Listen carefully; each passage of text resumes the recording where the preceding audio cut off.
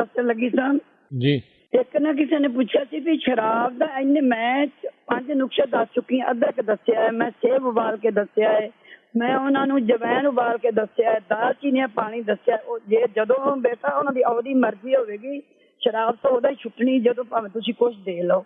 ਹੁਣ ਮੈਂ ਇੱਕ ਨੁਕਸਾ ਹੋਰ ਲਿਖ ਕੇ ਰੱਖਿਆ ਸੀ, ਲਾਲ ਮਿਰਚ, ਜਿਹੜੀਆਂ ਲਾਲ ਮਿਰਚਾਂ ਆਪਣੀਆਂ ਕੌੜੀਆਂ ਹੁੰਦੀਆਂ ਹੂੰ ਅੰਗੂਰ ਖੱਟੇ, ਜਿਹੜੇ ਆਪਣੇ ਹਰੇ ਅੰਗੂਰ ਨੇ ਕਈ ਵਾਰੀ ਖੱਟੇ ਵੀ ਹੁੰਦੇ ਨੇ ਕੱਚੇ ਕੱਚੇ, ਉਹ ਪਾ ਲੈਣ, ਦਾਲਚੀਨੀ ਪਾ ਲੈਣ, ਇਮਲੀ ਪਾ ਲੈਣ ਤੇ ਉਹਦੇ ਵਿੱਚ ਨਾ ਆਪਣਾ ਲੂਣ ਪਾਉਣਾ ਹੈ, ਕਾਲੀ ਮਿਰਚ ਤੇ ਲੂਣ ਤੇ ਮਿਰਚਾਂ ਪੈ ਗਈਆਂ ਨੇ। ਉਹ ਚਟਨੀ ਬਣਾ ਕੇ ਨਾ ਉਹਨੂੰ ਉਹ ਖਾਣ, ਰੋਟੀ ਨਾਲ ਖਾਵੇ, ਜ਼ੁਬਾਨ ਤੇ ਉਵੇਂ ਖਾਵੇ, ਉਹਦੀ ਨਾ ਕਾਫੀ ਜਿਹੜੀ ਜ਼ੁਬਾਨ ਦਾ ਸਵਾਦ ਬਦਲ ਜਾਏਗਾ। ਪਰ ਜਦੋਂ ਉਹਦੀ ਮਰਜ਼ੀ ਹੋਵੇਗੀ।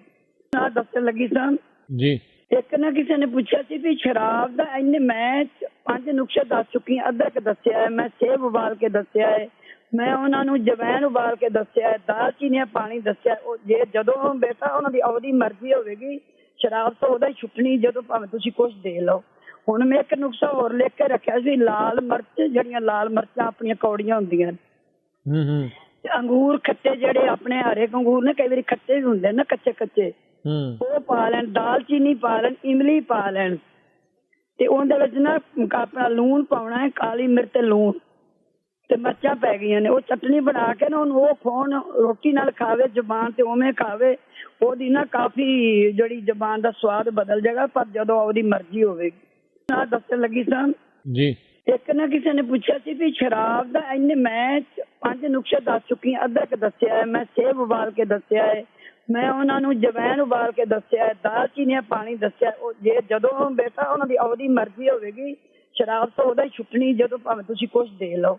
ਹੁਣ ਮੈਂ ਇੱਕ ਨੁਕਸਾ ਹੋਰ ਲਿਖ ਕੇ ਰੱਖਿਆ ਸੀ, ਲਾਲ ਮਿਰਚ, ਜਿਹੜੀਆਂ ਲਾਲ ਮਿਰਚਾਂ ਆਪਣੀਆਂ ਕੌੜੀਆਂ ਹੁੰਦੀਆਂ ਤੇ ਅੰਗੂਰ ਖੱਟੇ, ਜਿਹੜੇ ਆਪਣੇ ਹਰੇ ਅੰਗੂਰ ਨੇ ਕਈ ਵਾਰੀ ਖੱਟੇ ਵੀ ਹੁੰਦੇ ਨੇ ਕੱਚੇ ਕੱਚੇ, ਉਹ ਪਾ ਲੈਣ, ਦਾਲਚੀਨੀ ਪਾ ਲੈਣ, ਇਮਲੀ ਪਾ ਲੈਣ ਤੇ ਉਹਦੇ ਵਿੱਚ ਨਾ ਆਪਣਾ ਲੂਣ ਪਾਉਣਾ ਹੈ, ਕਾਲੀ ਮਿਰਚ ਤੇ ਲੂਣ ਤੇ ਮਿਰਚਾਂ ਪੈ ਗਈਆਂ ਨੇ। ਉਹ ਚਟਨੀ ਬਣਾ ਕੇ ਨਾ ਉਹਨੂੰ ਉਹ ਖਾਣ, ਰੋਟੀ ਨਾਲ ਖਾਵੇ, ਜ਼ੁਬਾਨ ਤੇ ਉਵੇਂ ਖਾਵੇ, ਉਹਦੀ ਨਾ ਕਾਫੀ ਜਿਹੜੀ ਜ਼ੁਬਾਨ ਦਾ ਸਵਾਦ ਬਦਲ ਜਾਏਗਾ। ਪਰ ਜਦੋਂ ਉਹਦੀ ਮਰਜ਼ੀ ਹੋਵੇਗੀ।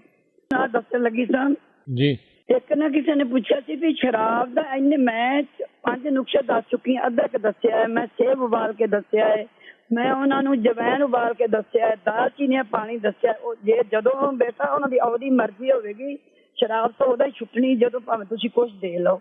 ਹੁਣ ਮੈਂ ਇੱਕ ਨੁਕਸਾ ਹੋਰ ਲਿਖ ਕੇ ਰੱਖਿਆ ਸੀ, ਲਾਲ ਮਿਰਚ, ਜਿਹੜੀਆਂ ਲਾਲ ਮਿਰਚਾਂ ਆਪਣੀਆਂ ਕੌੜੀਆਂ ਹੁੰਦੀਆਂ ਤੇ ਅੰਗੂਰ ਖੱਟੇ, ਜਿਹੜੇ ਆਪਣੇ ਹਰੇ ਅੰਗੂਰ ਨੇ ਕਈ ਵਾਰੀ ਖੱਟੇ ਵੀ ਹੁੰਦੇ ਨੇ ਕੱਚੇ ਕੱਚੇ, ਉਹ ਪਾ ਲੈਣ, ਦਾਲਚੀਨੀ ਪਾ ਲੈਣ, ਇਮਲੀ ਪਾ ਲੈਣ ਤੇ ਉਹਦੇ ਵਿੱਚ ਨਾ ਆਪਣਾ ਲੂਣ ਪਾਉਣਾ ਹੈ, ਕਾਲੀ ਮਿਰਚ ਤੇ ਲੂਣ ਤੇ ਮਿਰਚਾਂ ਪੈ ਗਈਆਂ ਨੇ। ਉਹ ਚਟਨੀ ਬਣਾ ਕੇ ਨਾ ਉਹਨੂੰ ਉਹ ਖਾਣ, ਰੋਟੀ ਨਾਲ ਖਾਵੇ, ਜ਼ੁਬਾਨ ਤੇ ਉਵੇਂ ਖਾਵੇ, ਉਹਦੀ ਨਾ ਕਾਫੀ ਜਿਹੜੀ ਜ਼ੁਬਾਨ ਦਾ ਸਵਾਦ ਬਦਲ ਜਾਏਗਾ। ਪਰ ਜਦੋਂ ਉਹਦੀ ਮਰਜ਼ੀ ਹੋਵੇਗੀ।